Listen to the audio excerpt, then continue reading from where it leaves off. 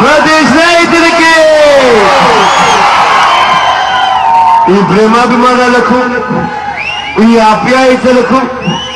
ఈ ఆత్మీయతలకు చేతులు జోడించి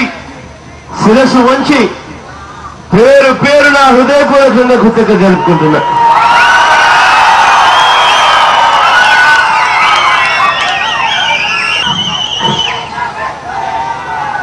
ఇవాళ 11 కావస్తా ఉన్న ఈ సమయాన ఎవరైనా ఈ నడి రోడ్డు మీదకి ఇక్కడికి వచ్చి ఇంతటి ఆప్యాయతలు, ఇంతటి ప్రేమానురాగాలు చూస్తున్న ఈ వేళ ఒక వ్యక్తి చనిపోయి దాదాపుగా 2 సంవత్సరాలు కావస్తా ఉన్నా ఇవాళకి కూడా ఆ దివంగత నేత ప్రీతమ నాయకుడు రాజశేఖర రెడ్డి గారు ఎక్కడ ఉన్నారో అన్న మాట్లాడుతున్నప్పుడు గుండెను చూపించి మా గుండెల లోతుల్లో దివంగత నేత